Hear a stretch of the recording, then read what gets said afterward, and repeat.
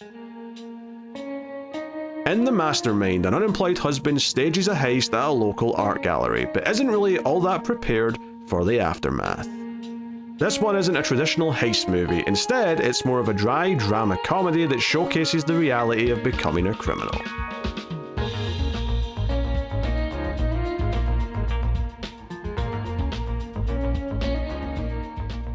Welcome everyone to the Collector's Cut. I am Peter, and joining me as always is David. I said no junk food. This is a movie podcast. We are working through our 2025 in film season, and today we are talking about The Mastermind. So that's what we're going to do. We'll start spoiler free, of course, as we always do. We'll give you a warning before we get into the spoilers, and if you're enjoying the show on YouTube, hit the like button. It helps us out a bunch, and of course you can support us and get more content over at Patreon, but I'll tell you more about that at the end of the episode. So The Mastermind is about an unemployed character named James. It's set in the 1970s, and he decides he wants to pull off a little heist, a little art heist, where he steals some paintings from an art gallery. And it's kind of about how he's not that well prepared for such a endeavor, and all the fallout that happens because he goes through with this heist. And that's basically the gist of it. So yeah. Did you have any preconceived notions of this one, David, before you watched it?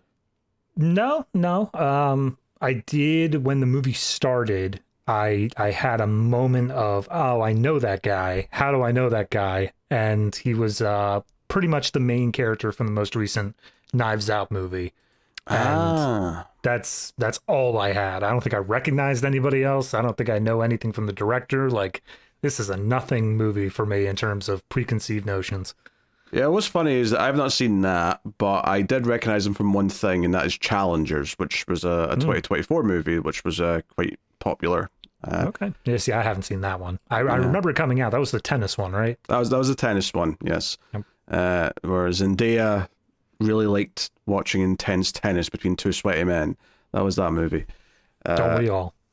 This is something a bit different. Weirdly, I did not know that we'd have a second film this season with Alana Haim in it. I didn't realize she was doing that much acting that she was going to pop up in two movies from the same year, but here we are. So she plays the wife character in this, but the only other actor that really stuck out to me that I knew from anything, well, that's not true, I guess there's a second one, but like the other one that I mainly knew was the guy who plays his father's Bill Camp, because he's been in like 3 or 4 HBO shows that I've seen by this point, so he's just one of those guys. But yeah, okay, fair enough. I'm sure I've seen him around. He didn't register in my head. He's not one of those actors I can like really recognize. Sure. But other than that, I had very little notions either. This was just on a bunch of best of lists, as a lot of the movies we're doing this season were. Didn't really know the director either. The director's name, whilst I'm mentioning it, is Kelly Reichardt, if I'm saying that correctly. Or just Reichardt, if I say it quickly. Reichardt, yeah, that sounds right. But yeah, I wasn't really familiar with her work either. But we'll find out how we felt. So, David, what did you think of The Mastermind? I think there's a good subtext here. I think that there is a lot of interesting compositions. It really takes its time with the characters, and like I can sit here and just wander around with a bunch of I thinks, but the big point here, the big thing is I could not go with the pacing of this movie. There are so many droughts of just utter boredom. Like, I am so like that's the thing. If you wrote it down on paper and showed it to me, I would absolutely say like, okay, yeah, there's a lot of like the themings here. There's some like bigger ideas that it's playing with in terms of certain aspects of it. But the way it actually plays out, it's just so slow and so dry for so much of it that by the time that it got to a part that I think like it really could have been saying something or doing anything, I was already kind of checked out. And even then, I don't feel like it really went all the way. Anytime I felt like it was finally getting to a point where it was going to be doing something that was more interesting or more compelling, it just felt like it got rid of it. It just moved on to the next thing. The overall idea, I think, has potential. I think that, like I said, there's some subtext to this that does play out in terms of commentary on society sort of thing, but the movie itself, I was just bored for a lot of it. It really struggled to keep my attention. So competently well done technically, but eesh. So to me, a big part of what this movie is supposed to be is that it's taking the idea of the heist and it's saying, we're not doing the exciting heist movie. We're not going to have people sneaking through laser beams and, cutting glass and, descending from above and, like the exciting on the run kind of portion that comes after. We're going to treat it in the mundanity that it actually would be. That this is what it actually looks like to plan out a crime. This is what it actually feels like to just be kind of hiding when you don't want to get caught. It's, it's a lot more mundane. And I appreciate that to some extent in concept, but I have to echo the sentiment that this was so goddamn boring. I was like, do something, anything, please. Like, it's so, like, and it's set in the 70s well, so everything's so brown, right? The clothes, like the time period, the buildings, everything's so brown and grey, and everything just has this molasses, like, and it works to a point, but they try and jazz it up, literally with like really jazzy drums in the soundtrack, when stuff's supposed to be quote unquote exciting. But I just sat there thinking, I don't know if this. And I'm not saying I want it to be what it isn't supposed to be. I don't want it to do the typical heist movie exciting things. Right. I just think there was perhaps a more compelling version of this character and a more compelling way to tell these exact same points. I was painfully bored throughout this entire thing. I never clicked for me. Oh no, the jazzy drums I was gonna bring up specifically when we got closer to the end of it, but like I really liked the jazzy drums at the beginning, at like the very start of this movie, because it did give this sort of promise, this sort of idea of it being more of this improvisational, like, oh, we're just going to be kind of like flying by the seat of our pants and we're going to have to make some snap decisions and stuff like that. And then as the movie progressed, the jazzy drums felt like they were almost mocking me, because there's one point in this movie where all he's doing is like looking through how much money he currently has on hand, and he's just like, one bill, and then jazzy drums like, and I'm like, nothing's happening. Not a damn thing is happening. See, here's the thing though, I'm going to defend that to a point though, because I get the joke that it's supposed to be like ironic, that like, this is like what the actual excitement of being on the run is. It's not exciting at all. I think though maybe it could just be inherently more frequently at least a bit funny if we're going to do this. Yeah. If, because honestly, I think if you're going to give me this loser character, and that's what he is a loser who, the title of the movie is ironic. He is not a mastermind, right? So someone refers to him as that once in the movie, but it's not like anyone that you would take seriously. So it's like, okay, he's not this mastermind. He's this bored, unemployed husband. He's decided to do this for reasons, and throughout the movie, it's just more and more clear how pathetic he actually is. That he keeps asking people for money, and people have to cut them out of their lives, and so on and so on. And that's just kind of a recurring thing throughout. But he's never entertaining to watch. I'm never like, oh, I'm enjoying watching him fail because he is a bit of an asshole. Like, it plays it so straight and dry that I just never found myself like either enjoying his failure or feeling like, oh, he's a villain, so I'm watching him be evil and like waiting for his downfall. It's so mundane that honestly, the scene that really where I broke, where I really just like realized I think I'm like, and it's not, because it's technically well done. There is good cinematography, and it does feel like it really is a part of the time period that it's in. So there are like lots of qualities in the technical side to praise for it. But the scene where I realized, oh, I think they can't win me back now, is there's a scene where, and I don't think it's a spoiler to say, the heist happens because that's the whole premise, right? So there's a scene where he's stashing the paintings in a barn, and we watched the process of him doing this, of him taking the paintings out of this box that he's got, this wooden thing with slots, and then he carries the paintings up a ladder to the top of the barn one by one, and then we see him have to come back down, pick up the empty box, and like slowly, awkwardly climb up the ladder with this box, and then when he gets to the top, he starts one by one slotting the paintings back in very carefully, and the whole thing is tedious and boring. And all I could think was, do you know what the better version of this is? And it happens so often. You know Vince Gilligan, Breaking Bad, Better Call Saul, Pluribus? He does so many sequences in those shows where it's like, oh, this character's clearly got some sort of plan that they're doing, and we're seeing it play out in silence with no dialogue, much like things play out in this movie with no dialogue. But it's so compelling because you're like, oh, what are they doing? Oh, they're up to something. Oh, and you can see how smart it is once you see like the two things come together. And you're like, oh, this is what they've been doing the whole time. It's so captivating, and it's like this masterclass. It's almost like a music composition of like dropping the right visual clues at the right time and seeing what the intentions are.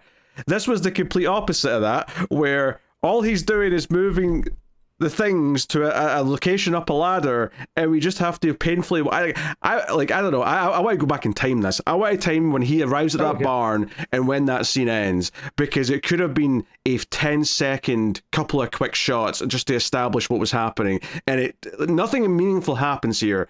All at the very end of the scene, he falls and looks a bit silly. Yeah. That's it. I have it literally pulled up here. The scene begins at the 41:45 mark, and it ends at the 48:15 mark. So it is over 5 minutes, approaching 7. Almost 7 minutes of nothing happening. That is why I would describe that scene as. I think that's kind of why I was so frustrated with the movie, is I think in the intro sequence, the way that they were framing him and like the sequence with all the jazzy drums and all that, I got the vibe that it was going to have a bit more of a comedic feel to it. It felt like it was going to be like, yes, we are doing this, but there is going to be kind of that dry sort of British wit to it, where it's very much like not doing slapstick or anything like that, but it is going to be doing just these things that make this man seem awkward and like a loser, but in a way that is entertainingly funny. When we got to the farm scene, when we got to that sequence, like there's the one bit where he kicks over the ladder, and I was thinking like, okay, what are we going to do with this? Here's a moment that's rife with some level of him being just like stupid and out of his depth. He jumps down the like 7-foot drop and then just gets up and walks away. I'm like, that's not, do something, anything, come on. Yeah, because it's like, okay, you can...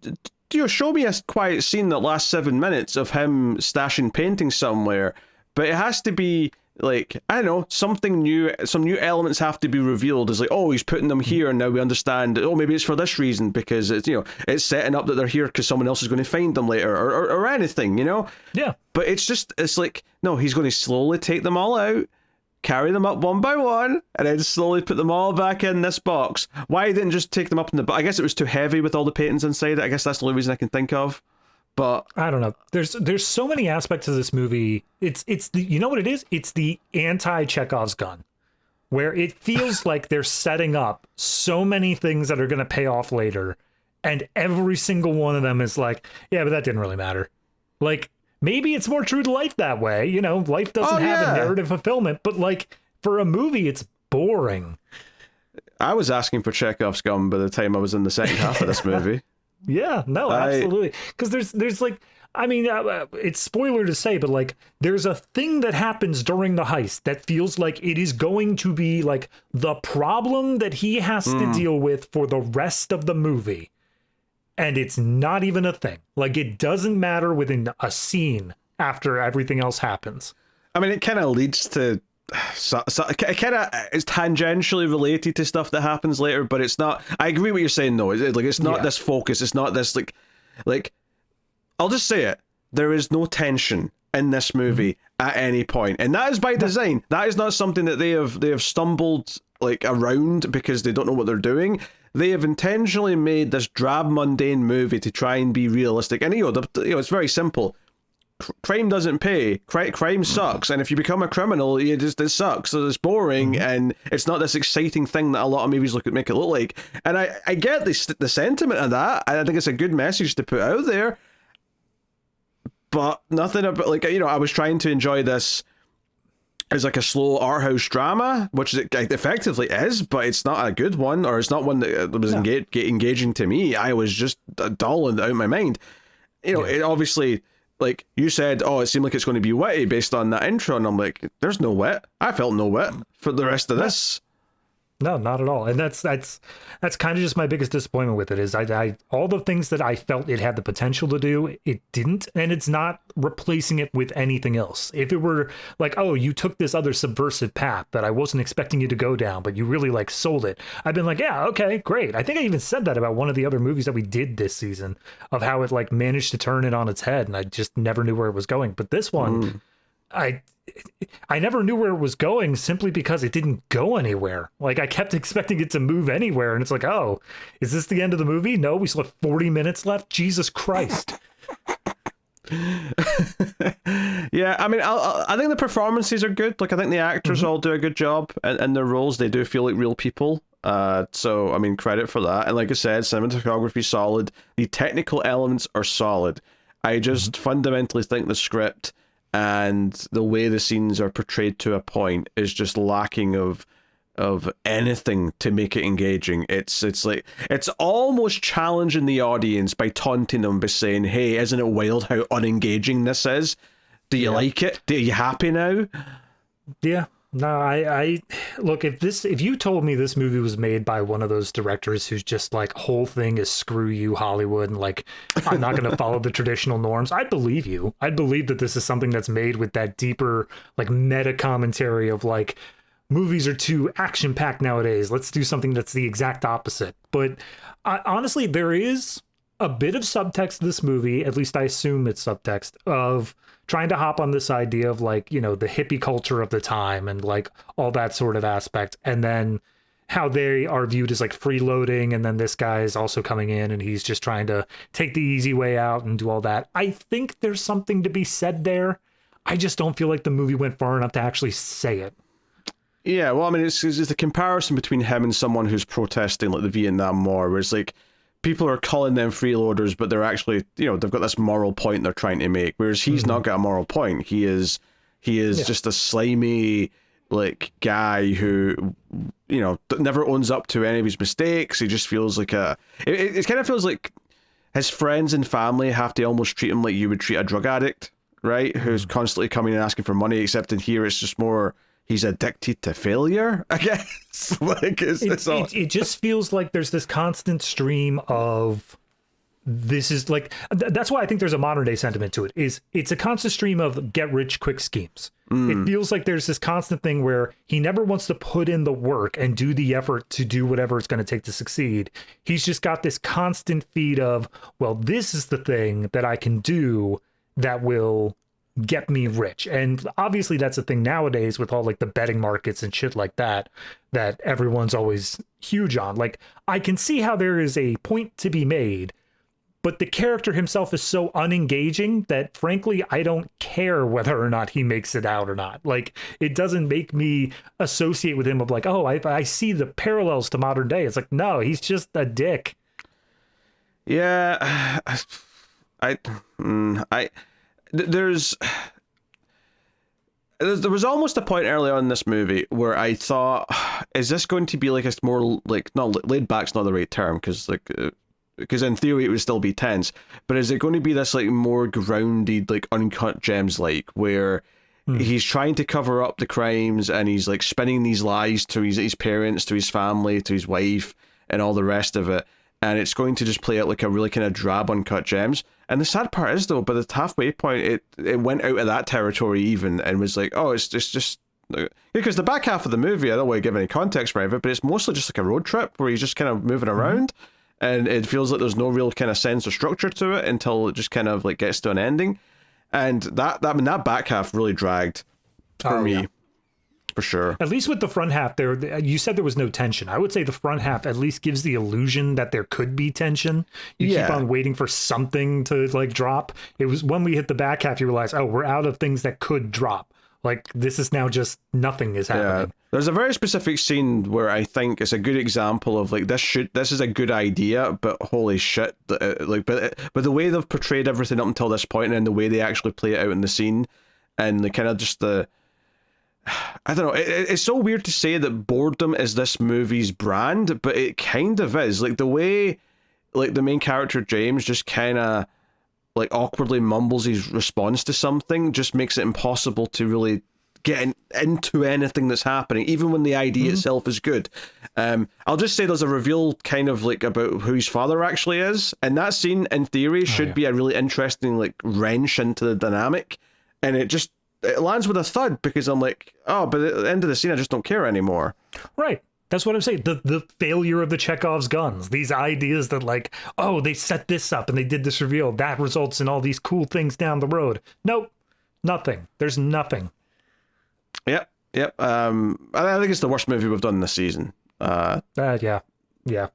I don't even think that's a question. And again, I don't think technically it's a bad movie. I think there is talent and skill behind the camera, but I would say general structure and script wise, this is far and away just like not working at every level. Yeah, no, I think that's completely fair.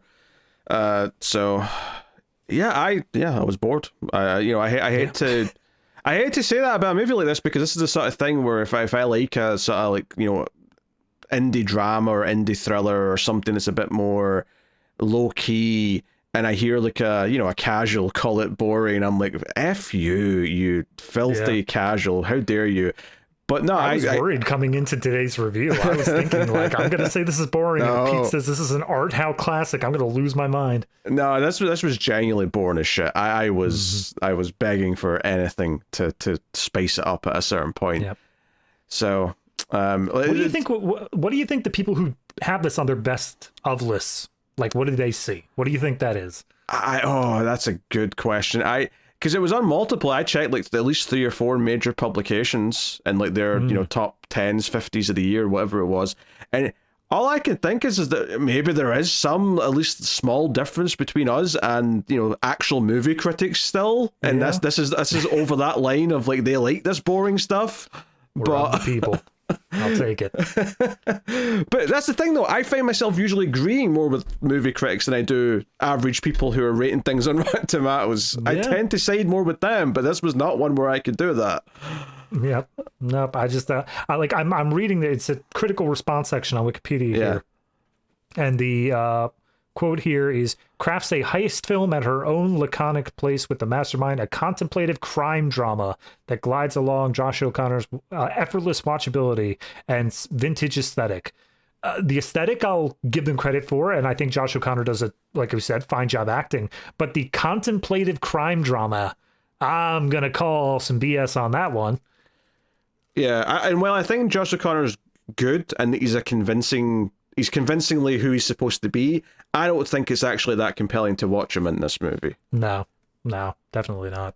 So, yeah, not a fan. I'm sorry to say. And because so much of this movie is literally just like wasting time, there's not actually that much plot. Like we're going to get through this relatively quickly, I would reckon. So, no doubt. Yeah, I don't have anything to add, I don't think, before we get into spoilers. No. I mean, I already mentioned how I thought the jazzy drum is toying with me and mocking me, so I don't even have that to fall back on anymore. If for anybody who is on the fence about it now, I will say that I had to jump through like a couple hoops to watch this in America for free. I had a free trial for Mubi, which I've never heard of before today. Nah, Mubi's a thing. I wouldn't even bother though. If you're not signed up to it already, I wouldn't even bother signing up. Mubi's not a bad service. Mubi is a solid thing. Don't do it for this. But yeah, no, I'm familiar with Mubi.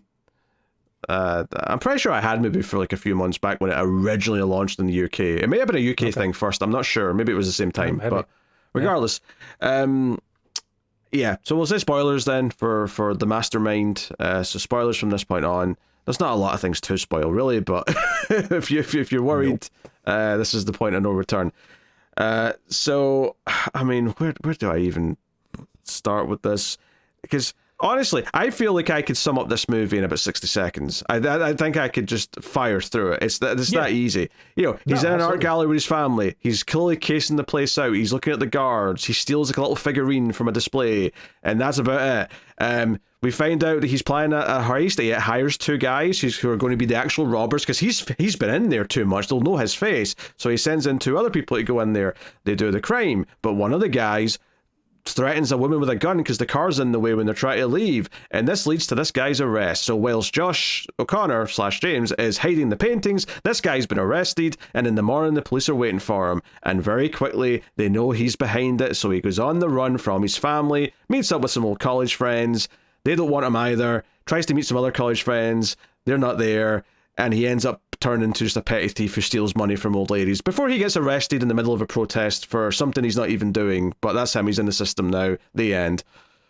You were under 60 seconds. Bravo. Yeah. Good job. There you go. Done. All right. So ratings rundown. Yeah. I mean, there's not a lot that happens. There's a lot of, like, you can tell there's tension between him and his wife. There's a little bit of a cold tone. I need to bring up just this trivia bit. Yes. Apparently, I don't know how deep in production it was, but apparently Kristen Stewart was signed on to be the wife to some extent. Oh. And like, if we're talking about nothing happening, can you imagine Kristen Stewart in the wife role and having to emote at all? I think you're just feeling a bit spicy because we had to do a Personal Shopper that one time and we didn't like it very much. In my head, that's all she's done. I know she had Twilight, but like that's all I see is that final shot of Personal Shopper. This is such a frustrating movie because, like, you want to get into the heist planning, you want to get into the idea that we're building up to this caper, if you will, and whatever, and it is played a little for laughs when, like, the two burglars are actually like carrying it out, but it ultimately is just, this guard always falls asleep, so we're just going to run down the stairs holding paintings, and that's kind of it.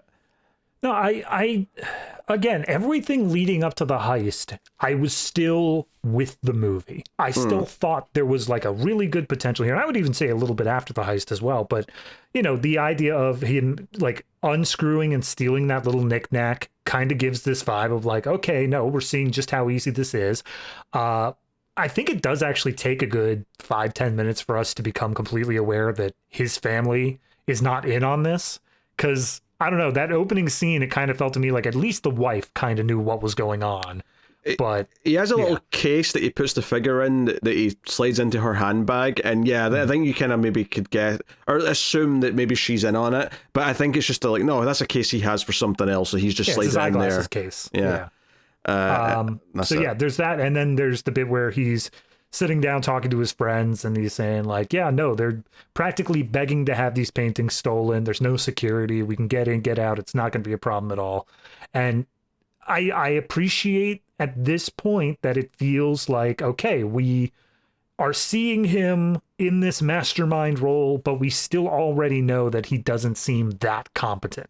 Like, he still seems like he's not good. Like, he's in over his head a little bit already. Because one of the friends asks him, how are we going to turn these paintings into money? How's that part working? And he just kind of says, don't worry about that, I've got that. And just the way he answered told me, I don't think you actually know how to do it. I think you're just assuming you'll be able to do that later. I don't think you actually know any of this. And it's very quickly apparent that the word mastermind in the title is ironic. And it does come up, but only in the context of when the one guy who held up the gun gets arrested after. And we never see any of this, by the way. We just find out because there's police waiting for him at his house after he comes back from getting rid of the paintings in the barn, where they say, we arrested this man, and he says you're the mastermind behind all this. And obviously he laughs it off and says, that can't be right. I'll come down to the station and talk to you guys, but let me call my dad first because he's a judge. He'll want to know that all the procedure and protocols have been followed. And you guys do have a warrant, right? Because he'll want to know about that. And he names him, of course, and they know who he's dad. They recognize the name, and they're like, I'm sure it's just someone who doesn't like your dad. He's previously been arrested. Your dad sentenced him, and he's got a grudge, and that's why he's named you. That's probably right. And this was the scene I was talking about where I'm like, oh, we'd met his dad a couple times, and we'd heard his dad like talk when they had their family dinners on Sundays or whatever it is, and he, reads in the newspaper about this art heist, and he sort of says, oh, I don't think they've thought this through. They seem kind of like amateurs, and the camera like pans round to James, and it's an okay moment because you're like, oh, he's sitting there like seething underneath that his dad's saying all this about him, kind of.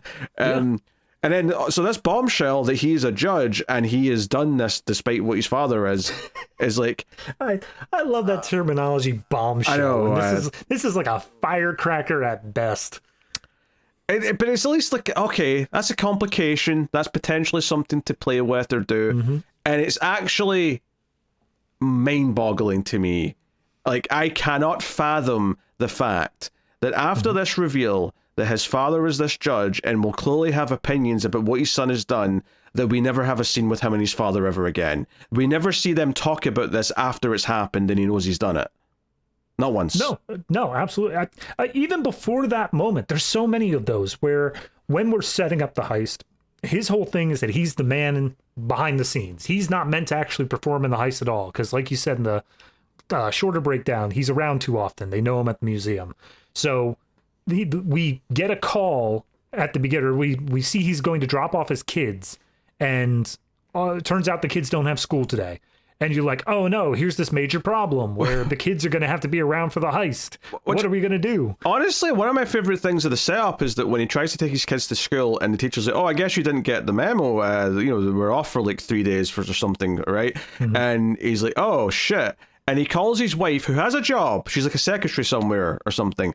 And she's like on the phone and she's kind of pissed because like, wait, they gave me the phone and said it was an emergency, and you think it's an emergency that the kids can't go to school? Like, you don't work. Why can't they just hang out with you? He's like, I've got stuff to do. Can we take them to your friends? Can you call so-and-so and I can take them there?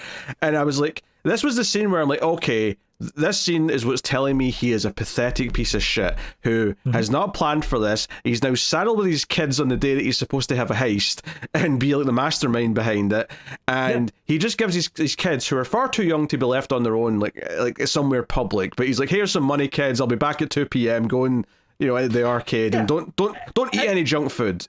And they're not a problem. Like, that's the thing. It's like, okay, here's this problem. He's saddled with the kids. He hands them $5 and says, go nuts. And like, okay, problem solved. No worries about that. Well, but it's not done in like, oh, his cunning has allowed him to come up with the solution. It's like, no, here's the simplest possible escape. That's fine, because I don't think he's supposed to have cunning, but I was expecting either there'd be a problem and he'd have to have them in the back seat during the heist or something, which would be really weird and awkward, or he does what he does, but there's consequences to him leaving them on their own, and that further makes him look bad because, like, oh, the kids go missing and they turn up later and one of them's hurt or something. I don't know. Anything. Yeah. And then double up on that, as soon as the kids run away, the guy who's supposed to be the driver shows up with a stolen car and says like, hey, I'm not going to do the driving, bye, and he just bails. And you're like, oh no, his plan is falling apart. Now everything is different now. He's going to have to act as the driver. What are the consequences? Nothing. Yeah, I mean, there really is no consequences to that, because even if he wasn't the driver and stuff still played out like it did, he would still be named as the mastermind. He's still the one who arranged it all, so that wouldn't have changed just because he was the driver. Yep. No, and then once we actually get to the heist itself, it's one of his friends, and then, like you said, the guy who is more of a wild card. He's a bit jumpier and whatnot. When they actually do the heist, we see that there is two, I'm gonna say schoolgirls. They're dressed in some sort of uniform. Either they're schoolgirls. I don't know. One of them was speaking French. I don't know if they were maybe like tourists or beats me. Well, I don't know. But yeah, regardless, there's two schoolgirls in there, and it just so happens that as they're in the room where they're doing the heist, one of these girls walks in, and the wild card brought a gun, which apparently he was told specifically, do not bring a gun. And so he holds the schoolgirl at gunpoint, and oh no, what's the fallout of this? What's this? How they've now taken a hostage, essentially, when the schoolgirl is able to see them. What's going to happen? Nothing that wouldn't have happened anyway, because as they're running out the door, they get stopped by a guard and they have to fight him, but he doesn't get shot, so the gun isn't even in play either. They just beat up a guard. So nothing happens. no consequences to these scenes. From a movie perspective, yeah, the only thing is that he points the gun at another woman in a car because the car's blocking them from driving away. And notably, his stocking that he's using to cover his face is up. I noticed his face was showing when he did this, which just felt like, pull it down before you go to the car, you tit. But it's like, okay, this is probably the thing that led to him getting captured. Admittedly, though, they do kind of say later on that he's the sort of guy who brags about what he's done. I think they said he got caught because he was robbing a mall or robbing a bank or something. Yeah, there was an allusion to that later. But it's like, okay, so that's why, because that's the thing. When he said, "Oh, this guy is going to be our third man," the others were like, "Oh, him really? He's a bit of a he's I didn't say wild card, but they were concerned because he's a bit this young reckless guy." And he's like, "No, trust me, he's grown up, he's on board." And of course, he ends up in the downfall of why he's captured and all that. It's the one thing that you could even theoretically say has consequences, is that the fact that they put this guy on the team without thinking it through. He's the one who ends up making everything fall apart. But I mean, even then, I don't know, it feels so limp. It feels so much like we barely set up the idea of who this kid is. It's not like there were other alternatives and they had to fall back on this guy. It's just, okay, he was stupid about who he picked to begin with. And I guess that doubles down on the idea that he's not a mastermind, that it's all just part of a joke. But I think the other part of it is that it comes so quickly. It's not even a matter of it's something that eventually is going to be that bomb that's ticking over our heads the whole time of when is he going to crack? When is he going to give him up? It's immediately. I mean, there's a couple of scenes where he's looking at the newspaper and reading about, that moment where it said the dad was talking about it because he'd read it in the paper about this art heist. And so there's a couple of scenes where it's like that. And we see him pull the paintings out at home and look at them on his couch. And it's like, okay, we'll do that for 5 minutes. And then we get the 7-minute sequence of him hiding them in the barn. And when he comes home, the police are there. We have that scene that we already talked about.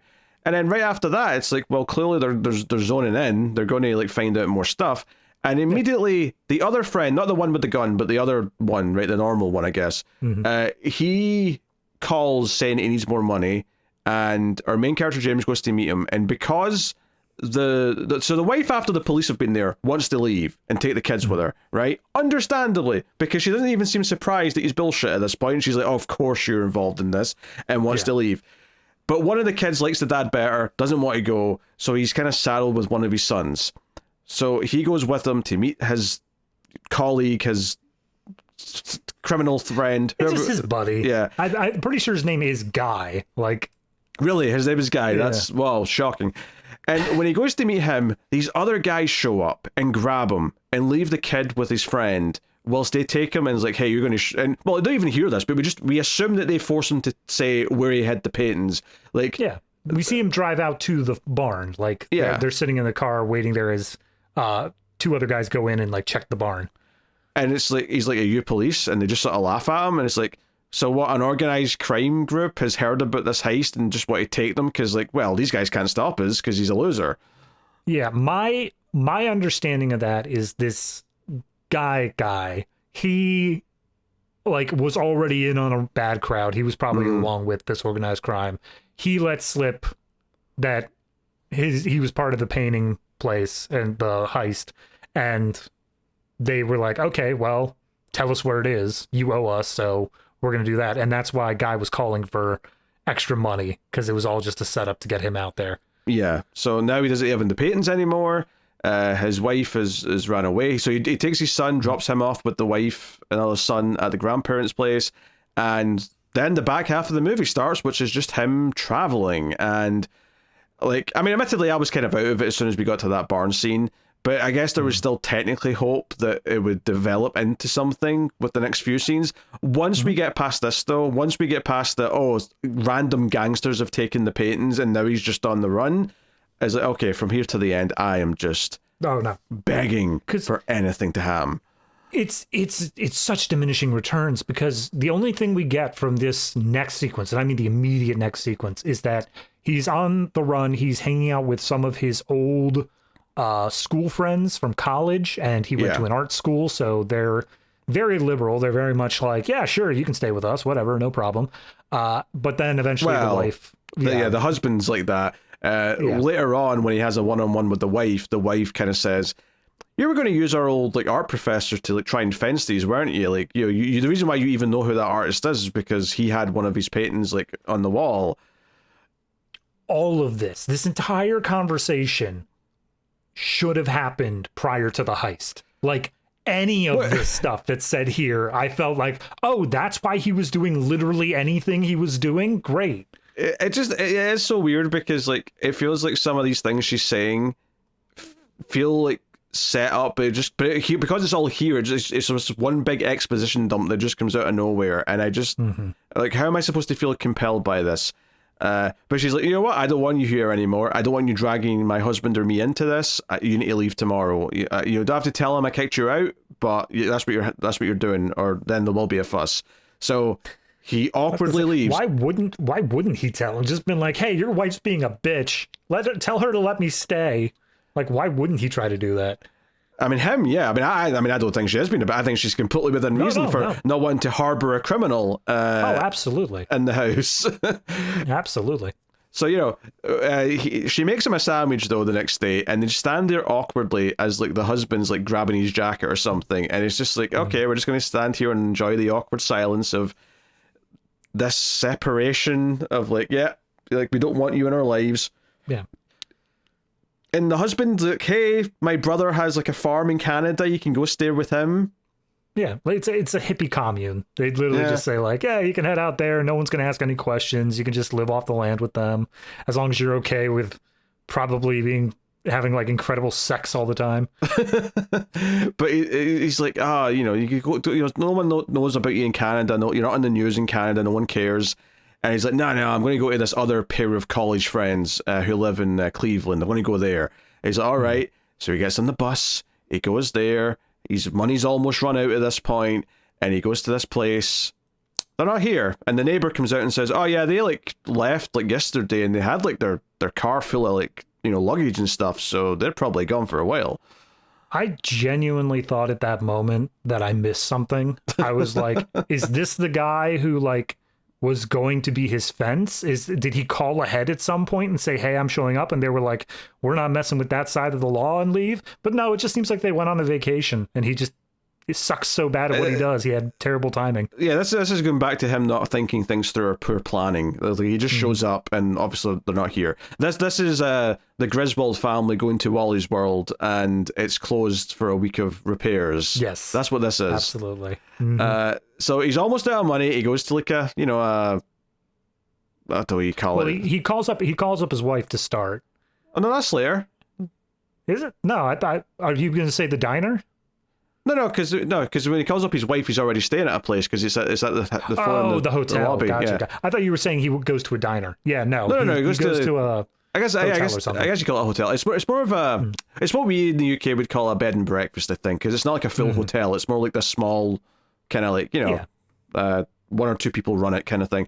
Anyway, the 70s Airbnb. Yeah, he gets a room, and he's kind of counting out his money as he's paying for it to show that he's kind of running out, and we're just going through the monotonous, of him like having like his dinner, going for a bath, little snippets of this and that.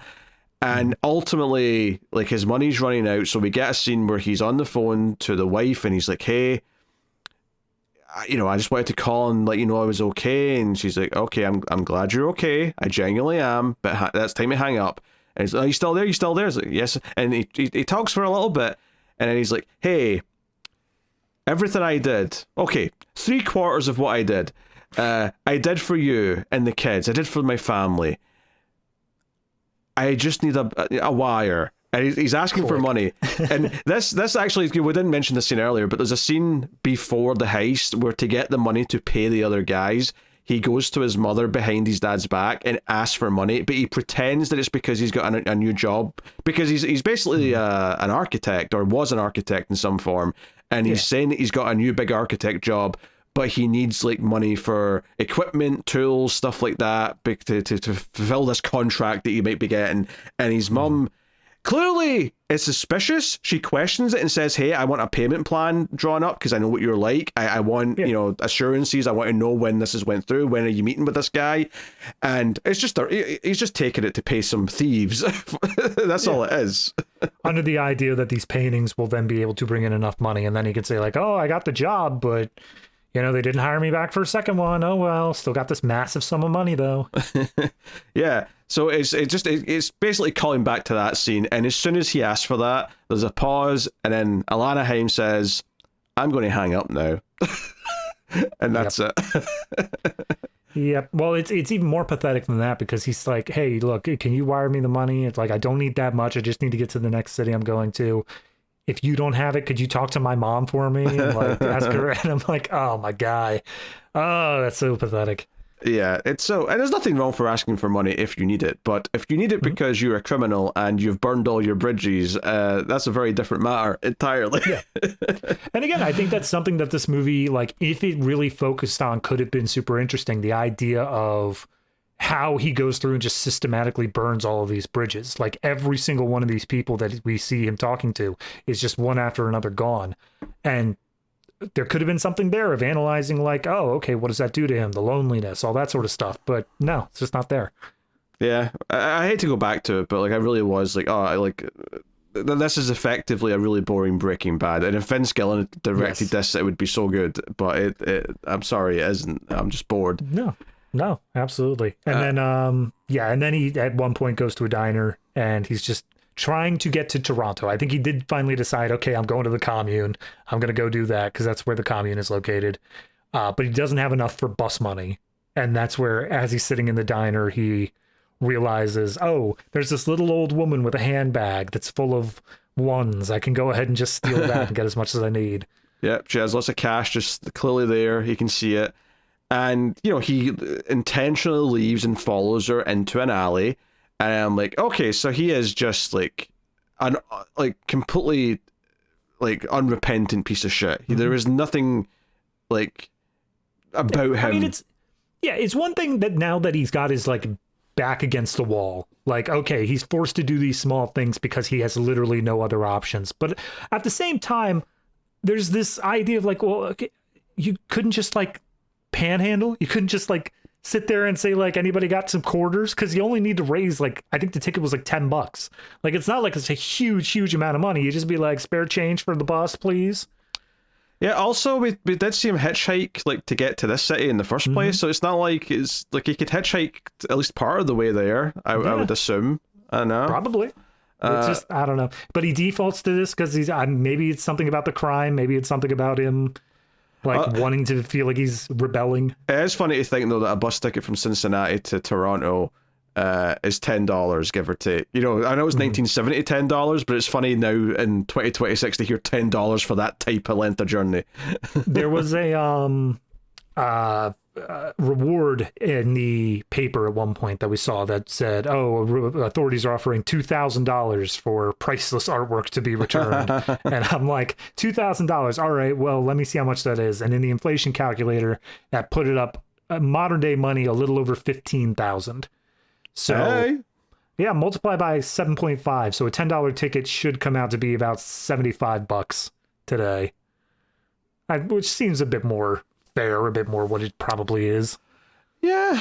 And just think, if he still had them and he hadn't been a suspect, he could have been the one who found them and gotten 15 That's grand where for I thought it. The movie was going for a second. I'm like, was that his plan? He waits until there's a reward, and because it's immediately after that scene, he goes and puts them in the barn. And because there's no dialogue, nothing like that, I'm like, is his plan that he's gonna like set it up so that he stumbles across them, quote unquote, or like has a way to stumble across them and then cashes in the reward money? But no, it isn't until after everything plays out that we get oh yeah, you were going to use our professor as a fence.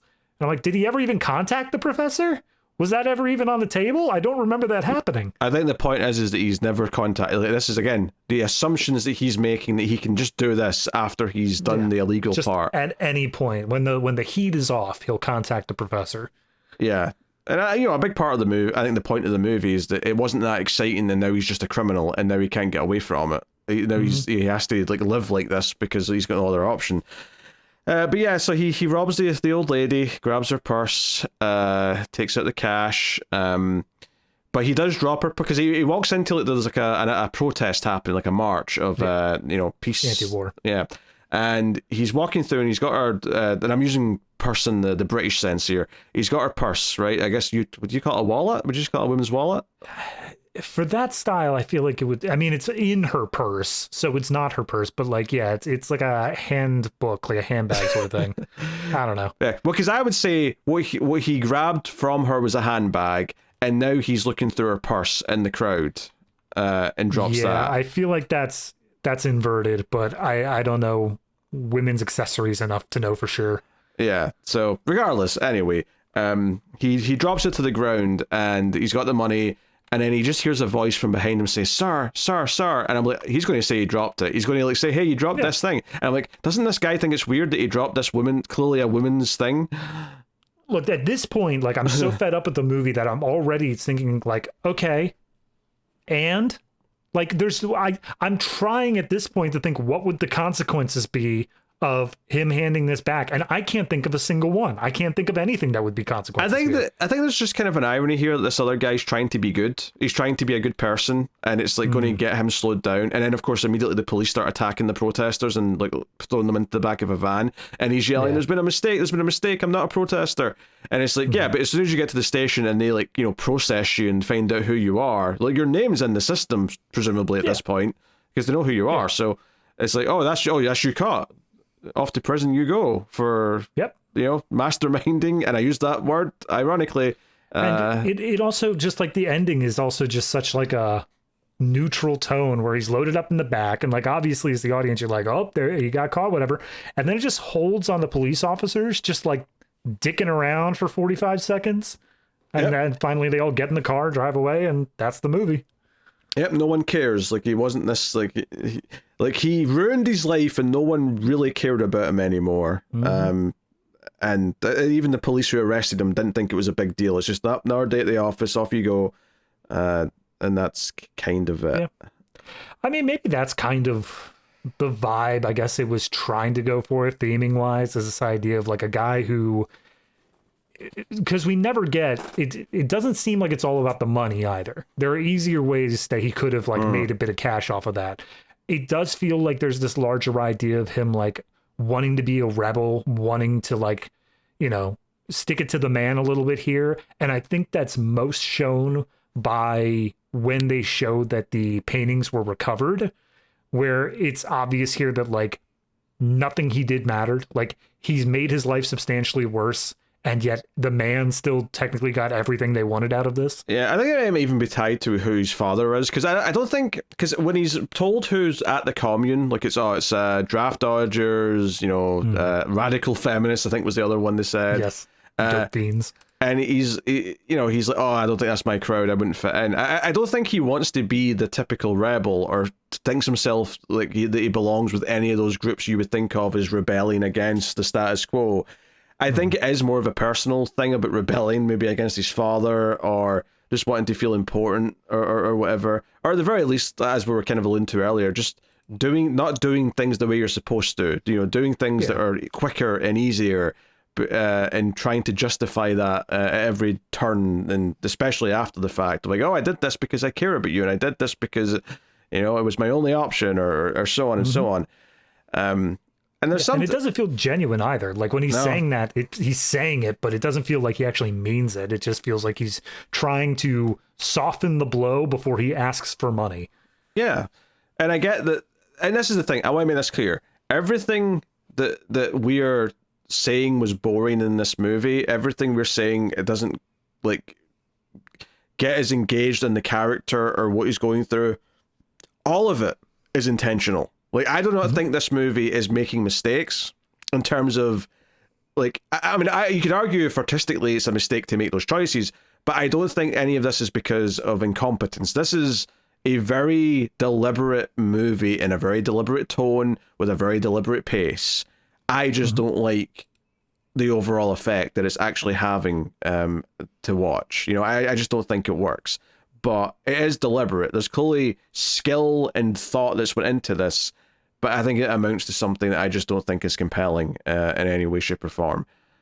So yeah, no, I agree. I wanted to like this one. Like I said at the beginning, it did entice me a little bit, but as the movie progressed, it clearly wanted to be something that is non-conventional. It wanted to be something that's a little bit more just doing its own thing, and there's nothing wrong with that inherently, but for me, it just didn't vibe. It didn't gel with what I was feeling out of this, and it just didn't work. If anything, I'd go further and say it's not just that there's nothing wrong with it. I actively applaud things trying to not just be the regular thing. Like, do something different, do something that's unique, and yeah. But no, I'm glad that this movie didn't have like, you know, him like panicking and like trying to get a gun or something for defense, or like really like having those high octane moments, because I don't think that's what this movie is about. But I also don't think that spending 7.5 minutes in a barn is good cinema. Like, not in this case, at least. Well, it depends what you're doing in the barn. But he was doing nothing. Yeah, exactly. David, what are you rating The Mastermind out of 10? It's weird, because, like, I don't want to sound too harsh. Like, it's like, I know that most critics are just like, no, I'm having my opinions and like, I'll stand by them, whatever. I'm very flimsy. I will gladly change it, like any sort of pressure. But like, this movie does not, I don't understand how it's on best of lists. I think that's the biggest thing I'm having here is like, I keep thinking I'm missing something. I keep thinking that there's some aspect of this movie that must secretly be genius and I'm just not getting. But if I don't get it, I can't rate it. Like, I can't say what it is. So I think overall, I'm probably going to be coming down at like 5.5. Like, it technically is still good. It has talent behind the camera. But fundamentally, I dislike how they go about the premise. And that's the movie. That's what it is. So, yeah, 5.5. Yeah, no, I think that's fair. Honestly, I was kind of hovering around the same thing. Part of me, I think when the movie immediately ended, I was thinking, oh, that was probably like a 6, but like a really sort of diplomatic 6. But the more we've talked about it, the more I'm like, I kind of want to be a little harsher, because because I've not really had a whole lot of nice things to say about it. The overall vibe of this has been negative.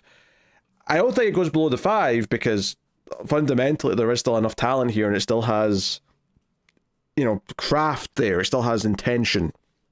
Mm-hmm. It's not people blundering through the dark. This is not Uwe Boll or Tommy Wiseau. There's more to it than that, obviously, but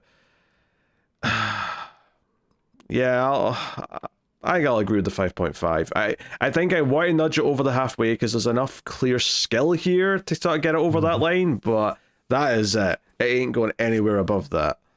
Yeah, I'd agree. Mediocre. Yep. And then, does this movie make the cut? No.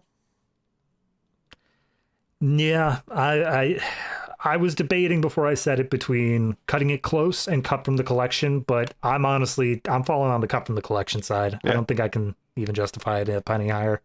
No, so no from me. No from me. So that's breaking the run of good movies this season. We had 4 in a row that made the cut, and then this one comes in and just whoops.